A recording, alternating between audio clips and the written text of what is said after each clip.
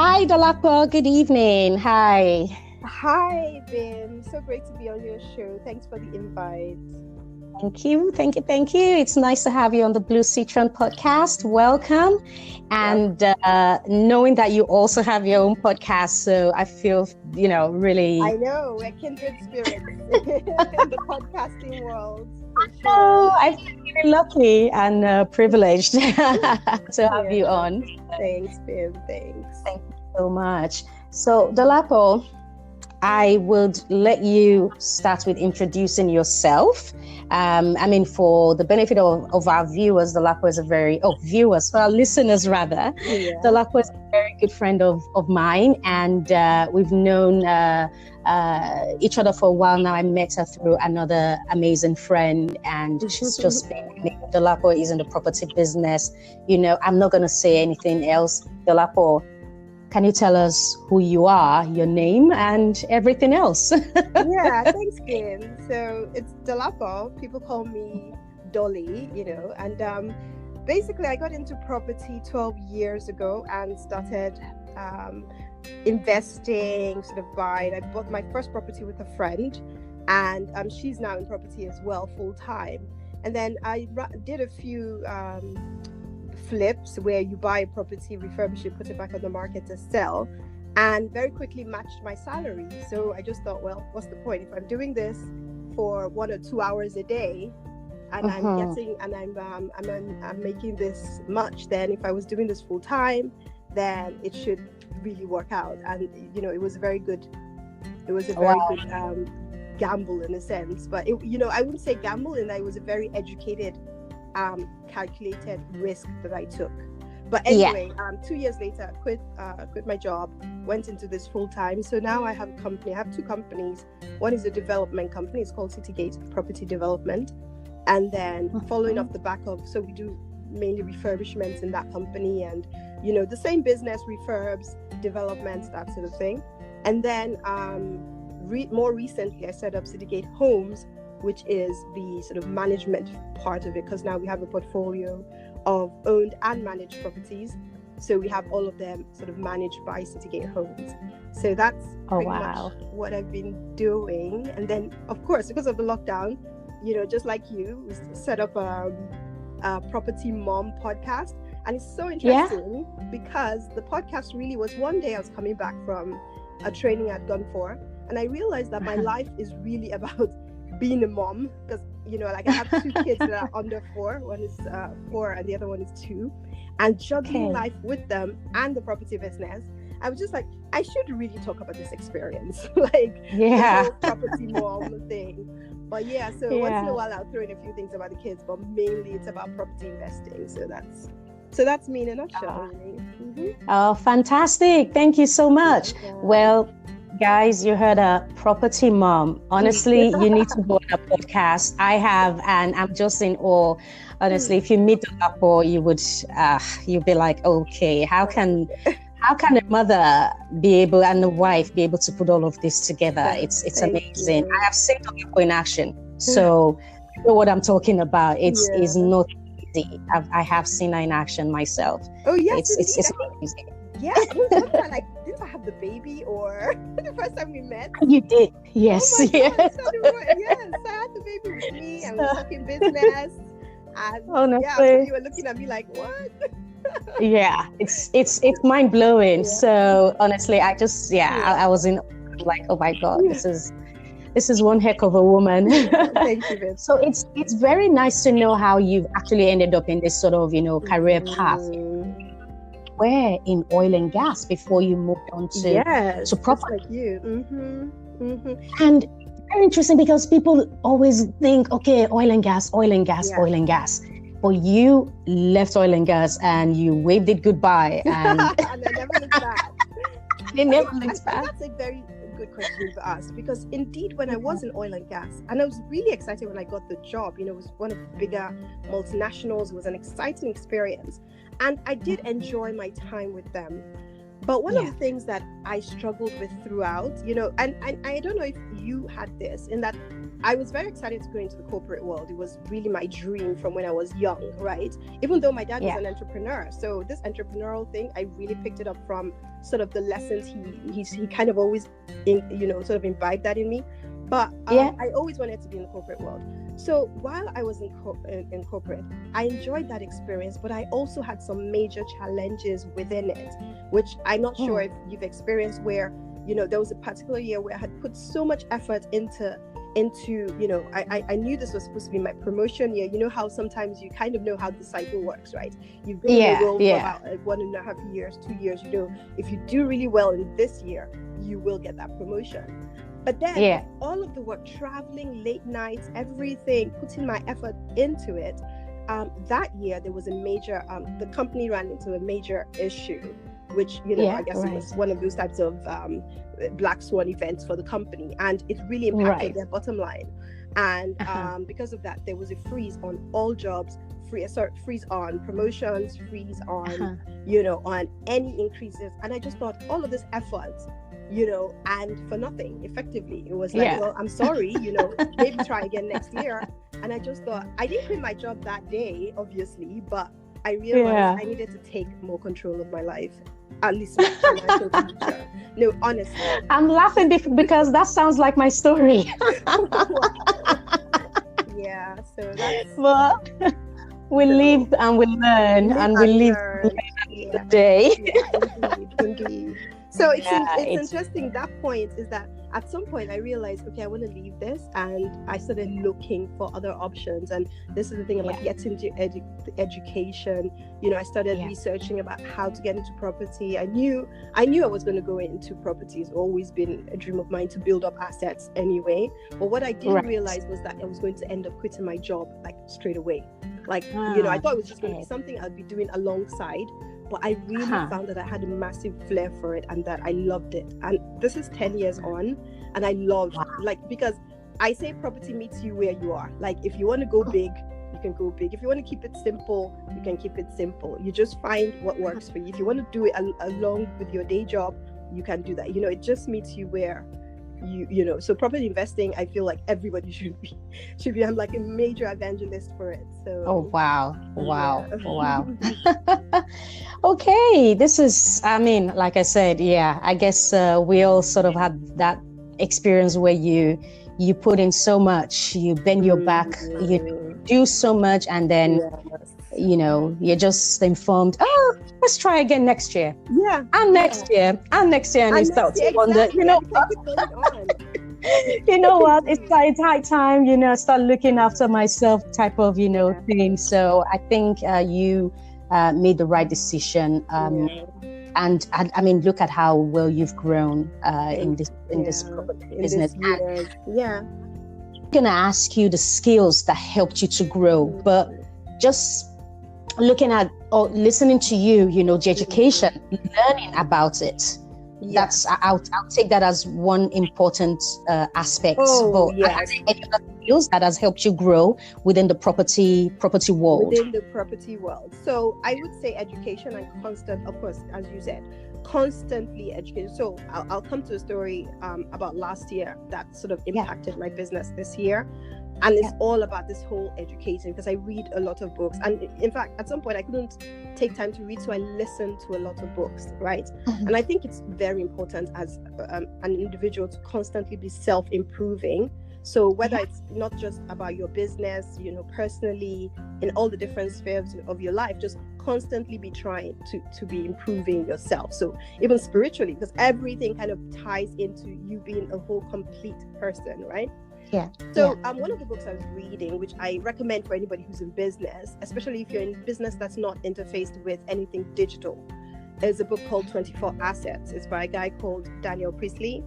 And that book is what got me down this journey. So effectively, earlier in that was last year, January, I just came by the book. It was one of those recommended books on Audible, and I listened to it and opened my mind and my eyes to the fact that if you have a business, so I have bricks and mortar business, right? If you're not forward thinking over the next 5 to 10 years of making sure that you have an online digital asset that's supporting that business, you're going to run into problems. It was like, even if you're in bricks and mortar, whatever, it doesn't matter. You still need to make sure that you are somebody that's very well optimized online. And I remember thinking, really? But it made me think. So I started thinking, well, I should really be thinking about. So he talks about something called product clusters, which I always go on about, where you have all these different aspects that make up your business. So one will be the core business, but then you have this sort of freebies. You have, all these things that are now fully understood in the whole digital marketing world, now that I've immersed myself. So that's what I was doing the whole of last year. So that book triggered that. And guess what then happened? So I prepared myself. I started getting all these digital assets. But you know where we're going, right? As of January of this year, this is where this whole, like the podcast, creating different courses. I was working hard at these things, and I didn't even know why I was doing it. I was just like, it almost felt like you had a premonition, no? I'm telling you, you don't understand. So that when this then happened, I was like, oh my God, it was like a setup. It was like, wow. I was completely prepared to take off with this. It's unfortunate with, COVID-19 has been terrible in so many ways. I had close friends pass away with it, but it's at the same time, it's almost like how can one have foreseen this type of thing to happen that would be this sort of major disruptor, So, but it is. So of course we're talking about education. So, yes, and then I think just being resilient. We're talking about skills, right? So being strong and resilient against hard times, because whether you're in corporate world or you're in real, you're in your own business, you always come across difficult times, and it's just having that tenacity and that ability to power through. And I always say, take the time, cry, do the weeping and pour it out, and in any way you can, but then pick yourself up, like just literally know that, okay, I've cried, I'm done, I'm now going to find a way out of this situation. And even with all of this that happened with the whole COVID-19 and the lockdown, some of my business, there's one aspect of my business which was in sort of the tourism side, which is how we met actually. That entire business just fell off the cliff, like literally fell off. And I had a one episode where I talked about needing to kind of go back and reassess yourself. And it's when you're in the dark times and the difficult times that your brain is on, it's like you're on survival mode, and you're trying to figure out, how am I going to get out of this situation? And then amazing solutions come up. When things are good, you're kind of on autopilot, you're just moving along, and you're not really thinking about it. But when things go bad, it's almost like the situation opens up for you to really change the direction and the trajectory of your business or your life. So I'd say definitely resilience against difficult times. It's another skill that one has to build up within them. So and then in the property space, more of networking is one thing that I definitely could have done better at within my business, and networking a lot more, and sort of just being very, very present in connecting with people. But networking is very, very valuable, and meeting people, especially people who have gone ahead of you, understanding how they've walked the walk, right? And I tell people behind me that want to get on the property, you need somebody ahead of you who stepped on all the landmines to tell you where they are. Exactly.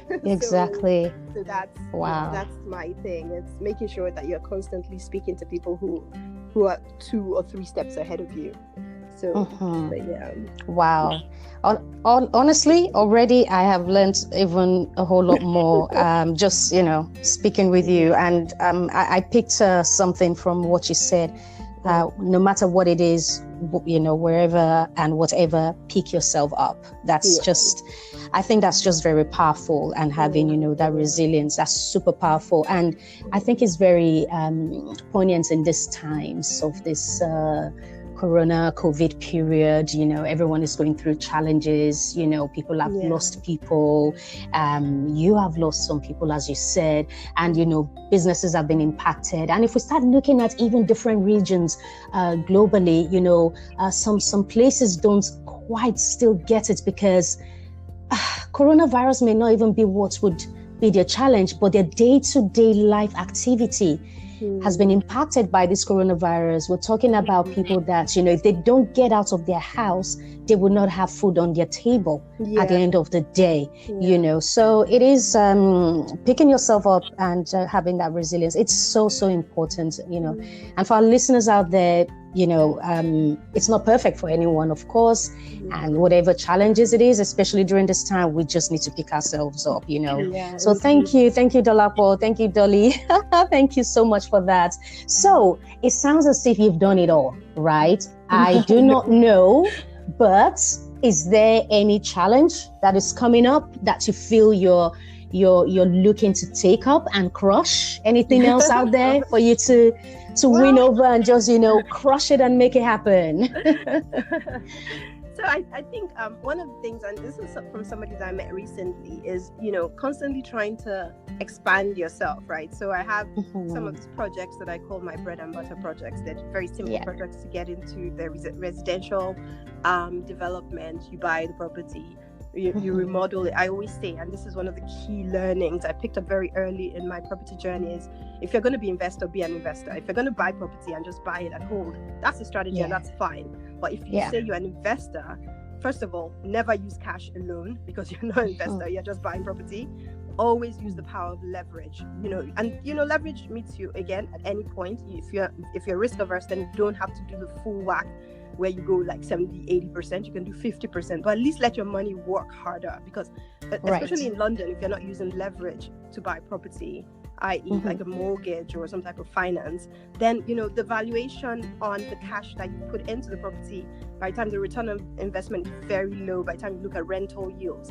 So understanding how to use your money, and then when you're in a project, if you want to be an investor, one of the key aspects of buying a property is making sure that you can add value. You're not waiting for time to dictate how the value of your property, how high the value of property is going to be. So say your idea is to buy a property, maybe a 2-bed, wait 5 years for the value to go up. Actually, no, there are more creative ways to convert that property into a 3-bed or 4-bed, and then add the immediate value from the onset, so that in 6 months you can pretty much take out all of your cash and recycle to the next project. So that's how people make their portfolio grow. It's a very well-known strategy.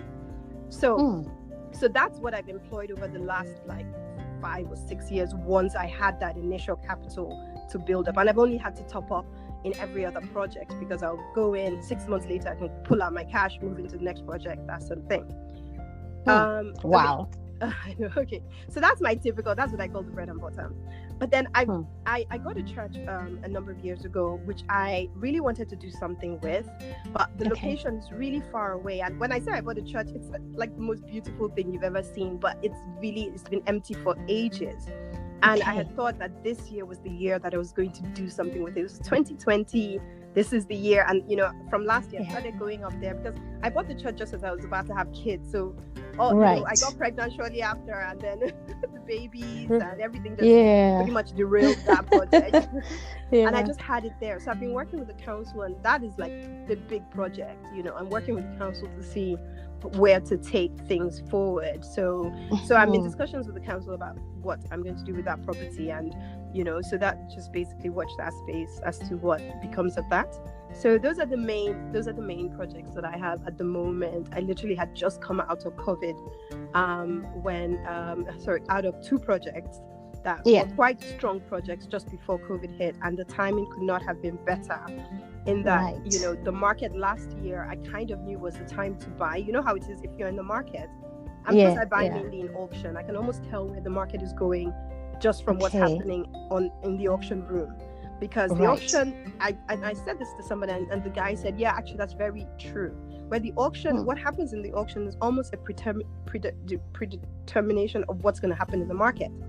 Because I just noticed across the years that if people are buying in the auction, then what's going to happen is that in the market, people are going to be buying. And that's, so last year, people weren't buying as much. There was still a bit of a buzz to buy property, but people weren't buying. So I felt like this is the time to be buying. You would think that coronavirus has stopped people from buying. Actually, people are buying more now.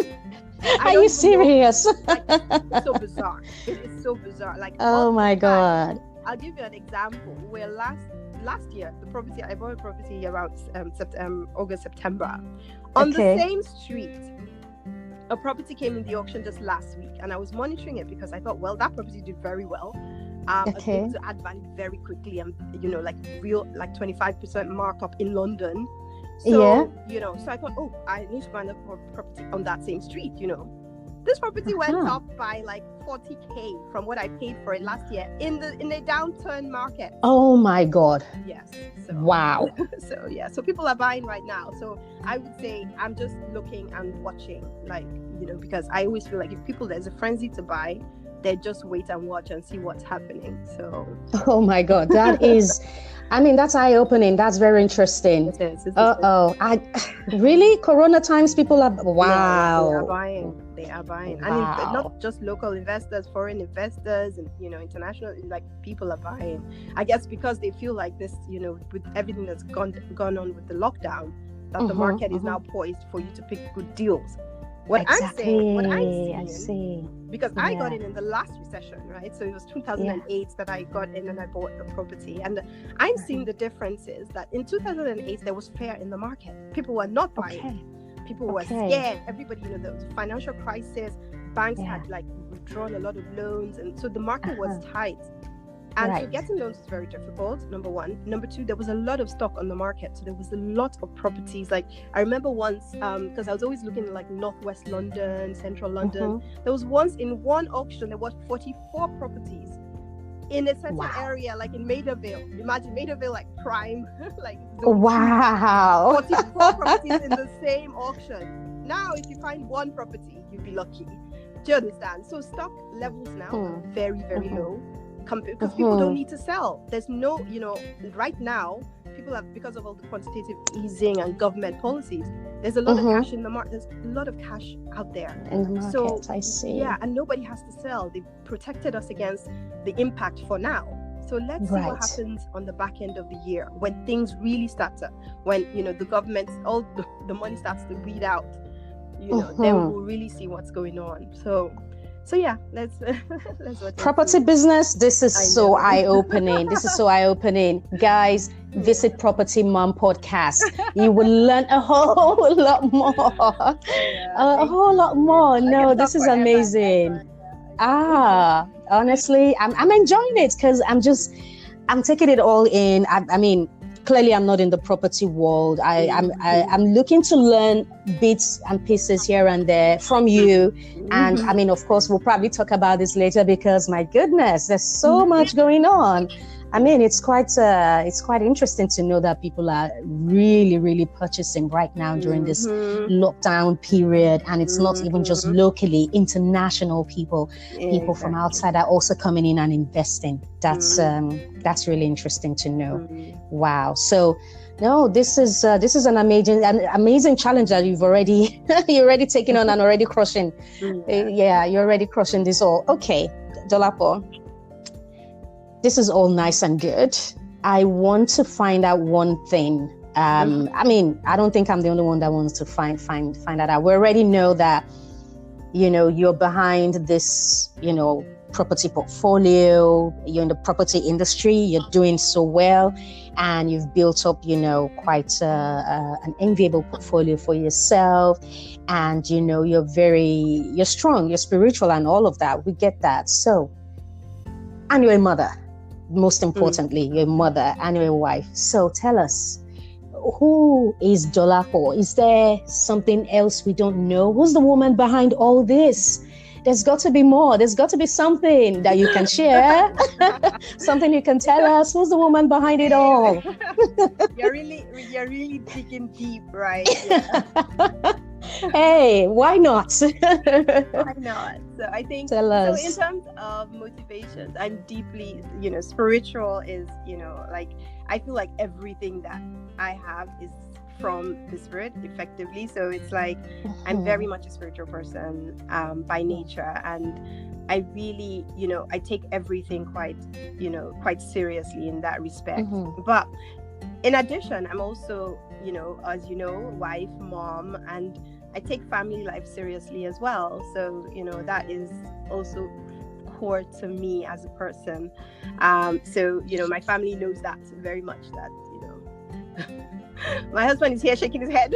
I'm not sure about that. He's a great guy. I like that.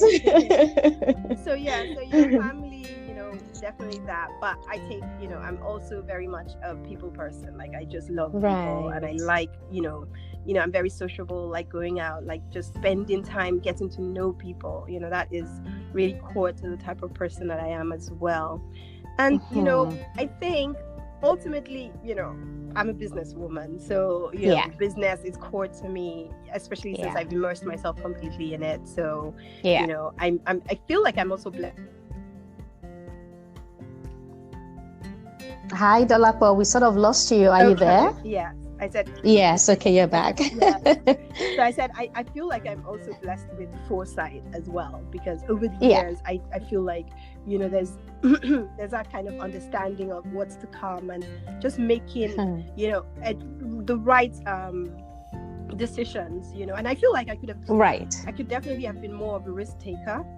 But, like I said, I always protect against downside risk. So, I'm constantly evaluating. Yes, I could make this much, but what is the downside of taking this decision? I'm constantly evaluating. So, if I'm comfortable with what that risk will be, then I'll do a project, or I'll, like I said, I launched out of my job.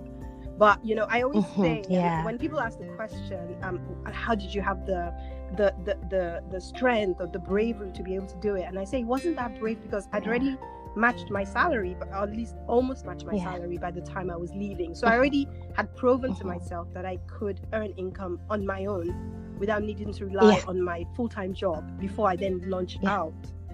And I still learned the hard way that even launching out then may have been too soon, because in the world of mortgages and getting finance, they are very, it's quite difficult if you're self-employed and you haven't been self-employed for long, because even mortgage companies are also assessing that, should we give you a mortgage? What if you run into trouble?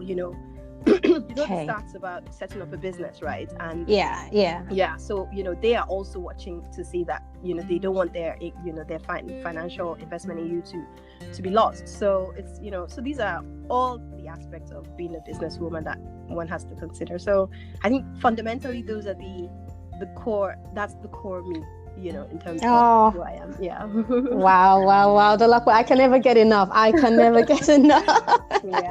Thank you so much.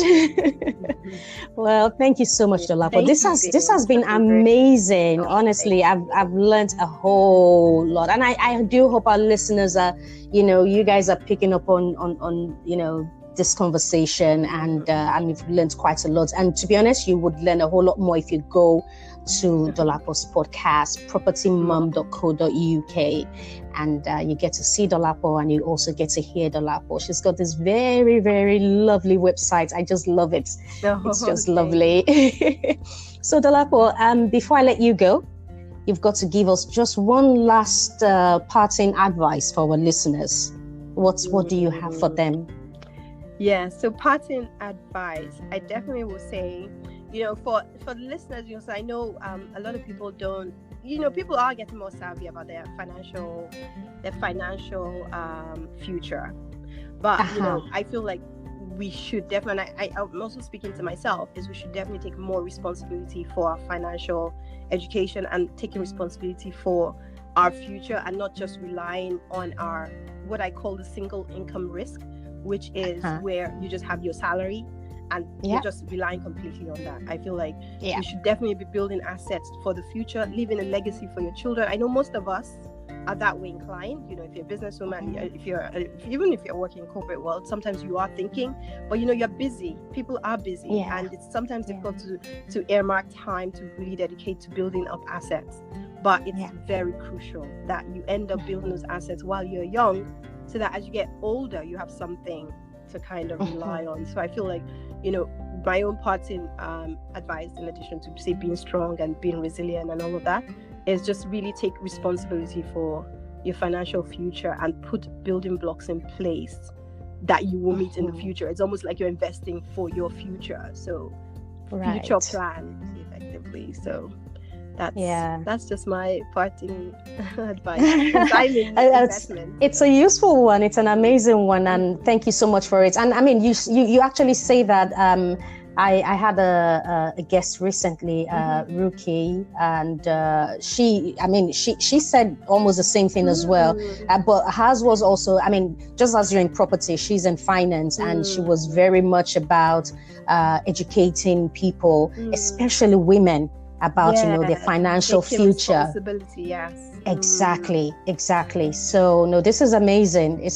And it's true, listeners. One single income salary, well, it's great if you have, if you receive so much, but if you feel you don't receive so much. But even if you did receive a lot, what if something happens? That's so true. It's just, it is so risky to just kind of rely on the one thing. But, developing something else is hard work as well. So,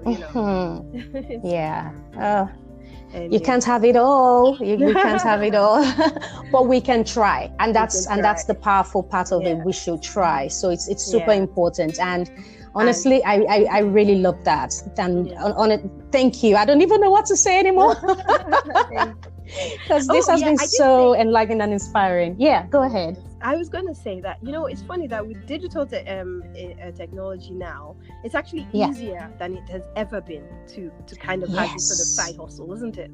So, and we're all learning that. So even though I have my main property business, I'm now optimizing all of the, access I have to digital technology and raising like almost creating a different source of income in that direction. So, so...